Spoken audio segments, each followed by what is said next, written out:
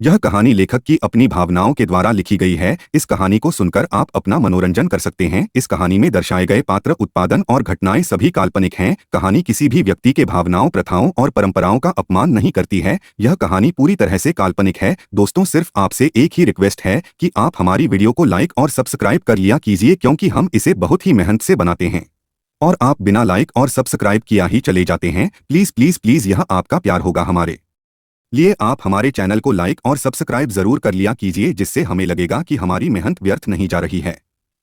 उसकी करीबी मेरी कमजोरी ना बन जाए।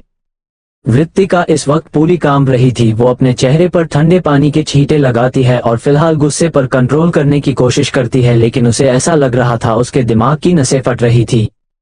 नहीं, मुझे जानना है इन्होंने अभी क्या बताया। मैंने आगे सुना क्यों नहीं, मुझे जानना है। कंट्रोल वृत्ति, कंट्रोल। फिलहाल अपने गुस्से पर कंट्रोल रख, मुझे पूरी बात जाननी है। लेकिन मैं क्या करूं, मेरा पूरा शरीर कांप रहा है। मैं कैसे कंट्रोल करूं खुद पर। वृत्तिका बस आईने में देख बड़बड़ाए जा रही थी।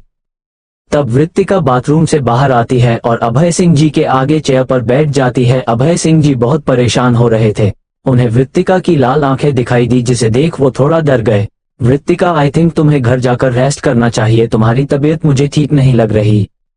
नहीं सर, मैं ठीक हूँ। आप बताइए, मुझे कोलकाता मॉल अटैक के बारे में बता रहे थे। मैं जानना चाहती हूँ आपको क्या पता चला है। वृत्तिका की आंखों के भाव इस वक्त अभय सिंह जी को समझ नहीं आ रहे थे। उस केस को देख लगता है कि अगर इनकी मांगे पूरी की तब भी ये सबको मारने का ही सोचेंगे, इसीलिए उन्हें पूरी तरह खत्म करना होगा। लेकिन उस प्लान का मास्टरमाइंड उस हमले के बाद दोबारा इंडिया नहीं आया है। ये कोई और है जो उस हमले की नकल करने की कोशिश कर रहा है। उस वक्त वो टेररिस्ट का लीडर था। तभी वृत्तिका बीच में बोलती है, अबुल कासिम मलिक। वृत्तिका ने एक एक शब्द पर जोर देकर कहा, मानो वो अपने अंदर का लावा निकाल रही हो। और वही अभय सिंह जी हैरानी से वृत्तिका के चेहरे की तरफ देखते हैं, जो खोलते ज्वालामुखी की तरह लग रहा था। अभय सिंह जी हैरान होते हुए कहते हैं, तुम उसका नाम कैसे जानती हो वृत्तिका? जहां तक मुझे याद है उस वक्त ये नाम सीक्रेट था। क्या तुमने आर्मी ज्वाइन करने के बाद इस केस के बारे में जाना था? वृत्तिका कुछ बोलना चाह रही थी, लेकिन उसके हलक में जुबान अटक गई थी। वो बस कांप रही थी। अभय सिंह जी ने एक दूसरे ग्लास में पानी वृत्तिका की तरफ बढ़ाया तो वृत्तिका उसे एक सांस में गटक गई। सर, मैं घर जाना चाहती हूँ, क्या मैं बाद में इस बारे में बात करूं? वृत्तिका अभय सिंह जी से कहती है। ओके, अगर तुम्हारी तबीयत ठीक नहीं हो तो हॉस्पिटल चल सकते हैं। अभय सिंह जी को उसकी फिक्र हो रही थी। सर, दरअसल मैंने कोलकाता मॉल अटैक की बर्बादी को अपनी आंखों से देखा था। वृत्तिका अटकते हुए बोलती है। वो चिल्लाकर रोना चाहती थी, लेकिन वो नहीं रो पा रही थी। अभय सिंह जी हैरान रह जाते हैं। अब उनके दिल में थोड़ी घबराहट भी बैठी हुई थी। उन्हें समझ नहीं आ रहा था कि उससे क्या पूछे। फिर वृत्तिका आगे बोलती है, उस अटैक में मैंने अपना सब कुछ खो दिया, इसीलिए उस इंसान का नाम मैं कभी नहीं भूलूंगी। मेरे एसएफ में होने की वजह भी वो ही है, अबुल कासिम मलिक। वृत्तिका की आंखों में बेहिसाब नफरत थी, जो वो उस इंसान के जिस्म में उतरना चाह रही थी। वृत्तिका की बात सुन अभय सिंह जी को धक्का सा लगता है। अभी कुछ घंटों पहले वो अपने परिवार के साथ बैठे वृत्तिका की फैमिली को सरप्राइज देने की प्लानिंग कर रहे थे। वो थोड़ा डर जाते हैं, मतलब वो धीरे से पूछते हैं, आयुष? वृत्तिका एक नजर उठाकर उनकी तरफ देखती है और हामी में सर हिलाती है। मेरे डैडी, मम्मी, रुचि दी, मेरा भाई प्रशांत, सब उस इंसान की वजह से सब मुझे छोड़कर चले गए।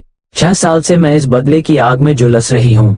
आप देखना, ये लोग चाहे उस अटैक में थोड़े भी भागीदार हो, इन्हें इतनी बदतर मौत दूंगी कि इनकी रूह कांप उठेगी। अभय सिंह जी का दिल धक से रह गया। वो मानो सदमे में थे। वो अपनी चेयर पर बैठ जाते हैं। वो खुद बहुत ज्यादा शॉक थे, उन्हें समझ नहीं आ रहा था क्या बोले। वृत्तिका चेयर का सहारा ले खड़ी हो जाती है। वो धीरे से बोलती है, सर मुझे जाना चाहिए, मैं आपसे बाद में बात करती हूँ। आप प्लीज मेरे बारे में किसी को मत बताइएगा। धीरज अंकल मेरे डैडी के दोस्त है, इसीलिए उन्हें ये बात पता लगेगी तो वो और वानी आंटी शायद मुझसे मिलने की जिद करने लगे, इसीलिए आप उन्हें मेरे बारे में मत बताइएगा। वक्त आएगा तो मैं उनसे खुद मिल लूंगी। वृत्तिका अवस्थी बनकर इतना बोल वो बिना अभय सिंह जी का जवाब सुने गेट की तरफ बढ़ जाती है। अभय सिंह जी वृत्तिका की हालत समझ रहे थे। वृत्तिका के पुराने जख्म हरे हो गए थे, इसीलिए वो कुछ नहीं बोलते। वृत्तिका जैसे तैसे गाड़ी में बैठती है और अपने कांपते हाथों से गाड़ी स्टार्ट कर देती है। उसे बिल्कुल होश नहीं था, वो बस चिल्लाकर रोना चाहती थी लेकिन वो ऐसा नहीं कर सकती थी। इस वक्त उसने अपना मास्क भी नहीं लगाया था, वो बस फुल स्पीड में गाड़ी दौड़ा रही थी। तभी अचानक से एक ब्लैक कलर की कार सामने आती है तो वृत्तिका एकदम से ब्रेक लगा लेती है। सामने वाली गाड़ी में भी एकदम से ब्रेक लगता है। वृत्तिका का सर स्टीयरिंग से टकरा जाता है जिससे हल्की चोट लग जाती है क्योंकि उसकी गाड़ी ज्यादा स्पीड में थी। वृत्तिका बिना सामने देखे अपनी गाड़ी साइड में कर वापस कार स्टार्ट कर देती है। वही सामने वाली गाड़ी में विधान वृत्तिका को देख हैरान था। वो अपने ऑफिस से हेडक्वार्टर जा रहा था क्योंकि उसे घर से पता चला कि उसके दादाजी हेडक्वार्टर थे। ये श्री ही थी ना, ये इस वक्त इतनी स्पीड में कहाँ जा रही है, मुझे देखना चाहिए। ऐसा सोच विधान भी अपनी गाड़ी उसकी गाड़ी के पीछे कर फुल स्पीड में दौड़ाता है। उधर वृत्तिका को कुछ नहीं पता था कि वो कहाँ जा रही है, वो बस गाड़ी दौड़ाती रहती है।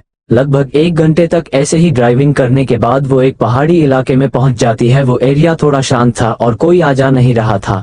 पहाड़ी के साइड में वो गाड़ी रोक देती है। वृत्तिका लड़खड़ाते हुए गाड़ी से बाहर आती है। वो गाड़ी के सामने पहुंचती है तभी उसे दिखाई देता है सामने उसके मम्मी डैडी खड़े थे और मुस्कुराकर उसी को देख रहे थे। वृत्तिका के चेहरे पर उन्हें देख मुस्कान आ जाती है। मम्मा, डैडी आप आ गए, देखा ना आपकी वृत्ति कितनी अकेली हो गई थी, वृत्तिका खड़े होते हुए कहती है। तभी उसके मम्मी डैडी पीछे की तरफ उससे दूर कदम बढ़ा रहे थे। वृत्तिका उन्हें फिर से दूर जाता देख डर जाती है और अपना हाथ उन्हें पकड़ने को आगे कर आगे बढ़ती है। वो आगे कदम बढ़ाए जा रही थी तभी वो अपना आखिर कदम बढ़ा देती है जिससे वो पहाड़ी से गिरने को होती है। तभी अचानक पीछे से कोई उसे कमर से होल्ड कर घुमाकर खाई से दूर ले आता है। वृत्तिका एकदम से डर जाती है क्योंकि उसे अपने मम्मी डैडी दिखाई देना बंद हो गए थे। वो पीछे देखती है जहां विधान गुस्से में उसे देख रहा था। पागल हो गई हो, अभी मैं टाइम पर नहीं पहुंचता तो नीचे गिर जाती, वैसे तो इतनी मेच्योर बनती हो और अब ऐसी बचकानी हरकतें कर रही हो। विधान उसे गुस्से में डांट रहा था लेकिन वृत्तिका पर उसकी बातों का कोई असर नहीं हो रहा था। वो बस सामने देख रही थी और विधान से अपना हाथ छुड़ाने की कोशिश करती है। छोड़ो मुझे, कहाँ गए वो, अभी तो मेरे सामने ही थे। विधान हैरान हो जाता है, श्री यहाँ कोई नहीं था, कैसी बहकी बहकी बातें कर रही हो। वृत्तिका उससे हाथ छुड़ा जाने लगती है। वो चोटी के किनारे पर घुटनों के बाल बैठ नीचे गहरी खाई में देखने लग जाती है। क्या वो नीचे गिर गए? ऐसा नहीं हो सकता। विधान उसके पास आता है और उसका चेहरा अपनी तरफ करता है। श्री तुम किसकी बातें कर रही हो, यहाँ कोई नहीं था, बस मैं हूँ और तुम हो। लेकिन श्री का दिमाग उसके काबू में ही नहीं था। वो मुझे छोड़कर चले गए, ऐसा क्यों किया उन्होंने, मेरे बारे में नहीं सोचा। वृत्तिका बहुत धीरे धीरे बड़बड़ा रही थी। विधान को समझ नहीं आ रहा था आखिर श्री को क्या हो गया है। तभी श्री जोर से चीख देती है, नहीं। विधान वृत्तिका की चीख से डर जाता है। वो उसे अपने करीब खींचकर सीने से लगा लेता है। रिलैक्स श्री, यहाँ कोई नहीं है, बस तुम ही थी। वृत्तिका अब फूट फूट कर रोने लगती है। ऐसा क्यों है, यहाँ मेरे साथ कोई क्यों नहीं है, मैं कितनी अकेली हूँ ये कोई सोच भी नहीं सकता। सब मुझे इस तरह अकेला छोड़कर क्यों चले जाते हैं। विधान को समझ ही नहीं आ रहा था आखिर श्री को क्या हुआ है।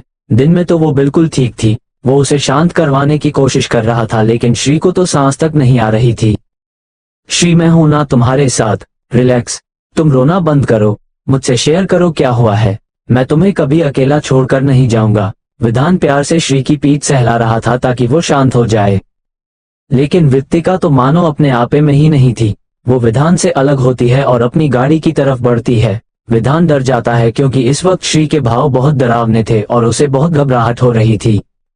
वो जाकर उसे पीछे से पकड़ लेता है।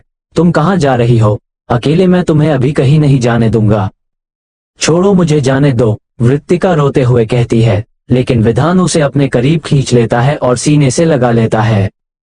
वृत्तिका बहुत छटपटाती है लेकिन विधान उसे नहीं छोड़ता।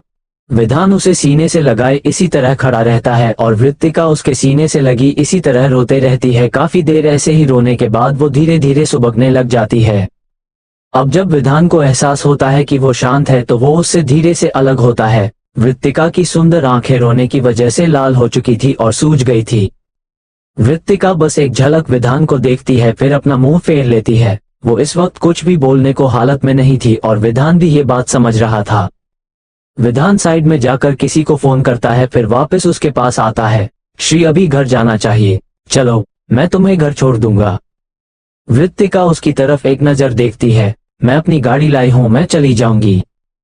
तुम्हें लगता है जैसी बेवकूफी तुम कर रही थी उसके बाद मैं तुम्हें यहाँ छोड़कर जाऊंगा, विधान अब थोड़ा सख्त लहजे में कहता है। वृत्तिका उससे बहस नहीं करना चाहती थी। मेरी गाड़ी, वो तुम्हारे घर पहुंच जाएगी, विधान कहता है। फिर वो जाकर गाड़ी का गेट खोलता है। वृत्तिका बिना नाटक किए जाकर बैठ जाती है। विधान गाड़ी स्टार्ट कर देता है। गाड़ी में एक अजीब तरह को चुप्पी छाई हुई थी जो विधान को बिल्कुल पसंद नहीं आ रही थी, तो वो वृत्तिका की तरफ देखते हुए बोलता है, तुमने तो कहा था तुम्हें गले लगना पसंद नहीं, फिर तुम मेरे बार बार चिपकती क्यों रहती हो? उसकी बात सुन वृत्तिका घूरकर उसे देखती है। मैं तुमसे चिपकती हूँ, शायद तुम भूल गए हो, यहाँ तुम खुद की मर्जी से आए थे, मैंने नहीं बोला था मेरे पीछे आओ। एक मिनट, क्या तुम मेरा पीछा कर रहे थे? वृत्तिका को बात सुन विधान मुस्कुराता है। ऐसा ही समझ लो, अब तो तुम्हारा ही पीछा करूंगा जिंदगी भर। वृत्तिका उसकी तरफ अंगुली दिखा वार्निंग के लहजे में कहती है, सोचना भी मत। जब विधान ने महसूस किया कि उसका ध्यान अब लड़ाई में ज्यादा है तो फिर विधान मुस्कुरा कर कहता है, वैसे तुमने अपना नाम नहीं बताया, अब प्लीज ये मत बोलना कि श्री है, क्योंकि मुझसे झूठ बोलने का कोई मतलब नहीं है, इसीलिए बता दो। वृत्तिका उसे घूरती है। नहीं बता रही? सोच लो तुम, फिर मैं तुम्हें स्वीटी सोना मोना बोलूंगा तो ये तुम्हें अच्छा लगेगा, विधान मजाकिया अंदाज में कहता है। विधान की बात जैसे ही वृत्तिका के कानों में पड़ी वो उसके बालों पर झपट पड़ती है। मैं तुम्हारे बाल नोच दूंगी। विधान उसका हाथ एक हाथ से दूर ही पकड़ कहता है, सोचना भी मत, जैसे तुम्हें पसंद नहीं कोई तुम्हारे गले लगे, मुझे बिल्कुल पसंद नहीं कोई मेरे बालों को छुए। वृत्तिका उसे घूर कर देखती है और फिर सामने देखने लग जाती है। अरे बता तो दो, किस नाम से बुलाओ? मैं श्री तो नहीं कहने वाला। विधान के इतना कहते ही वृत्तिका उसे घूरती है। अच्छा ठीक है, मैं भी तुम्हें वृत्ति ही कहता हूँ जैसे तुम्हारा दोस्त कह रहा था, विधान गाड़ी चलाते हुए कहता है। शट अप, वृत्तिका अब गुस्से में कहती है। रिलैक्स वृत्ति, मुझे बताओ क्या हुआ, विधान मजे लेते हुए कहता है। विधान इस वृत्तिका अपना मुंह दूसरी तरफ कर लेती है। उसे पता था विधान को समझाने का कोई मतलब नहीं है, करेगा वो अपने मन की ही। थोड़ी देर बाद विधान वृत्तिका के घर के सामने गाड़ी रोक देता है। वो वृत्तिका की तरफ देखता है जो सो गई थी। विधान उसे उठाने की कोशिश नहीं करता बल्कि बड़े प्यार से उसके चेहरे को देखता रहता है।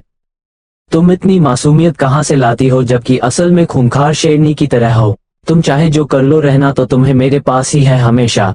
तुम्हारे अंदर का दर्द तकलीफ सब मैं पता करके ही रहूंगा। विधान बड़े प्यार से वृत्तिका को ऐसे ही देखता रहता है।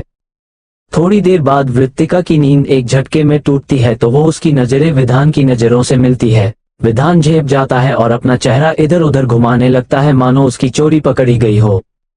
वृत्तिका देखती है कि वो उसके घर के बाहर थे तो वो गाड़ी से उतर जाती है। तभी विधान उसे पीछे से आवाज लगाता है, अपना ध्यान रखना वृत्ति। इतना बोल वो गाड़ी स्टार्ट कर निकल जाता है और वृत्तिका उसे जाता देख हल्का मुस्कुराती है। वो घर के अंदर जाकर अपनी फैमिली की फोटो देखती है। वो रोते हुए मुस्कुरा रही थी। आपको पता है मम्मी डैडी, आज मेरे गुस्से को शांत करवाने वाला मेरे पास था। आपके जाने के बाद हमेशा मैं अकेले बैठ रोती थी, बेहिसाब गुस्सा आने पर तोड़ फोड़ कर उसे शांत करती थी, लेकिन आज मैंने ऐसा कुछ नहीं किया। 6 साल में आज पहली बार मैं किसी के गले लगकर रो रही थी। मेरा दिल तो कर रहा था कि अपनी सारी भड़ास निकाल दूं, लेकिन मैंने ऐसा नहीं किया। मुझे नहीं पता विधान में ऐसा क्या है जो मुझे उसकी तरफ खींचता है, लेकिन उसकी करीबी मुझे सुकून देती है और अब मुझे डर है कि उसकी करीबी मेरी कमजोरी ना बन जाए। मैं कमजोर तो कभी नहीं बनूं। उसे खुद से दूर रखने की इतनी कोशिश करती हूँ फिर भी वो मेरे पास आता है, इतना जिद्दी क्यों है वो? वृत्तिका रोते हुए बस तस्वीर से बातें कर रही थी।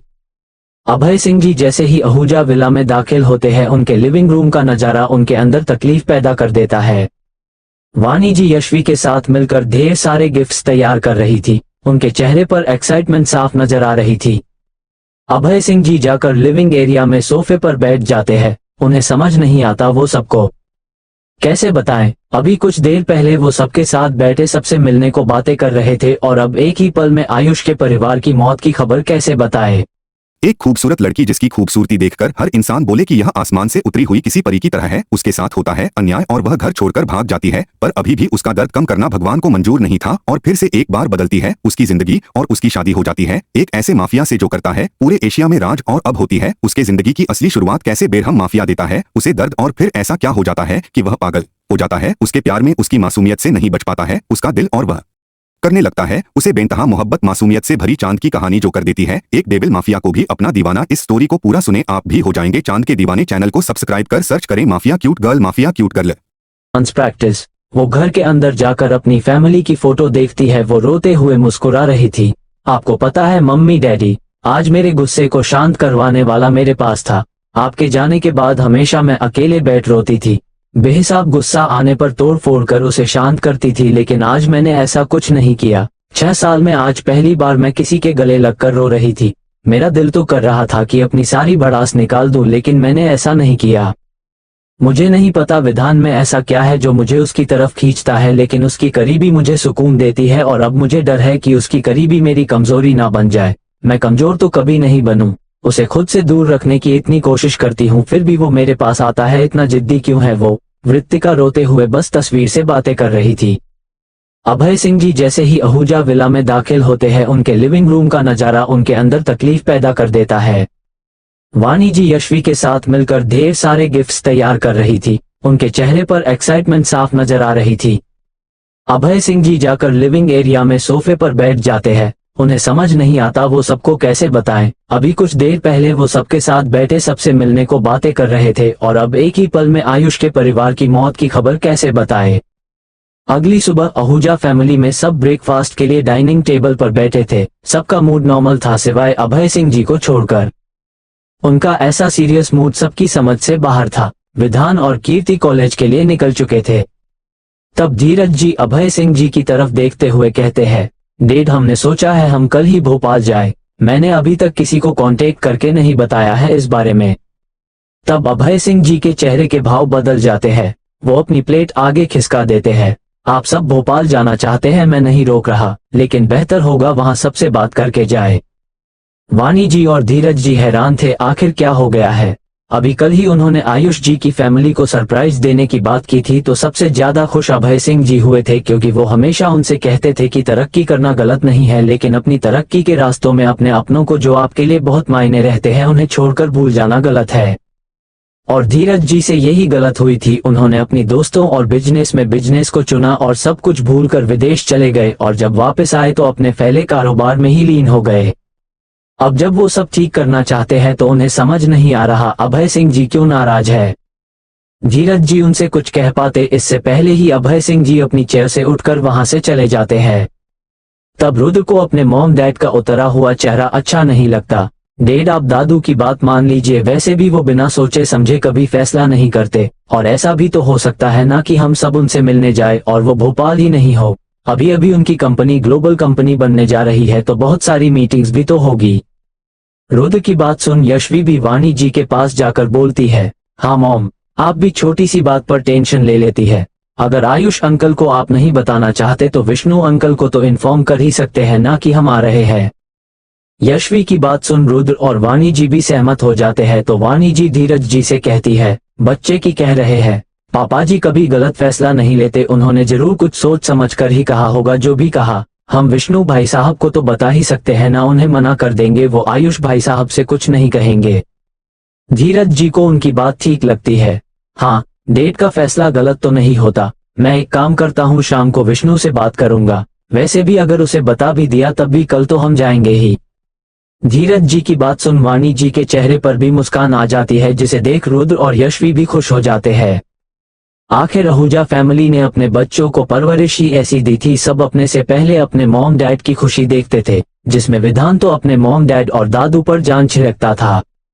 भले ही वो गुस्सैल हो, लेकिन फिर भी अपनी पूरी फैमिली की जान था। इसी बात पर कीर्ति बार बार मुंह बनाकर नाटक भी करती थी कि सब विधान भाई से प्यार करते हैं, उनकी हर बात भी मानते हैं, मेरी कोई नहीं सुनता। लेकिन कीर्ति की ये बातें बस नाटक की ही थी, असल में तो उसके लिए भी उसका विधान भाई सबसे बेस्ट था। दोनों भाई अपनी बहन पर जान छिड़कते थे, इसी का फायदा उठाकर वो बड़ी बड़ी शैतानियां कर बच जाती थी। कॉलेज में श्री सबके साथ आज डांस प्रैक्टिस में तो थी, लेकिन उसका ध्यान आज वहां था ही नहीं। अब तक जिया भी आ चुकी थी, तो वो भी सिद्धार्थ के साथ जोरों शोरों से प्रैक्टिस शुरू कर चुकी थी। सब बिजी थे, इस वजह से किसी का ध्यान श्री के मूड की तरफ नहीं गया, लेकिन विधान उसका रवैया अच्छे से समझ रहा था। वो जानना भी चाहता था कि आखिर कल वो इतना रो क्यों रही थी, लेकिन विधान को पता था वो श्री से कुछ भी पूछेगा वो उसे नहीं बताएगी, उल्टा 2-3 टोंट और मारेगी। और कल श्री बहुत ज्यादा अपसेट थी तो विधान उससे कोई सवाल नहीं करना चाहता था, क्योंकि वो नहीं चाहता था श्री जैसा कल बिहेव कर रही थी वैसा दोबारा करे। क्योंकि कल अगर विधान वहां नहीं होता तो श्री को जरूर कुछ हो जाता और विधान अब श्री को खोने से बहुत डरता था। भले ही मुझे तुम्हारी सच्चाई नहीं पता, लेकिन मैं तुम्हें कुछ नहीं होने दूंगा। कल के बाद से मेरे दिल में अनजाना सा डर बैठा हुआ है कि कहीं मेरा कोई सवाल तुम्हारे जख्म को रेदने का काम तो नहीं करेगा। इसीलिए मैं अब तुमसे कोई सवाल नहीं करूंगा, जो भी मुझे जानना होगा मैं खुद पता करूंगा। लेकिन एक वादा करता हूँ, तुम्हारी सच्चाई जो कुछ भी हो, तुम मेरी जिंदगी हो और मेरी रहोगी। कोई सच झूठ तुम्हें मुझसे अलग नहीं कर सकता। ऐसा सोच विधान खुद में ही खोई श्री को देख रहा था। डांस प्रैक्टिस के बाद सब थक हार कर बैठ जाते हैं। तभी वहां कीर्ति भी आ जाती है। वो जाकर श्री के पास बैठ जाती है।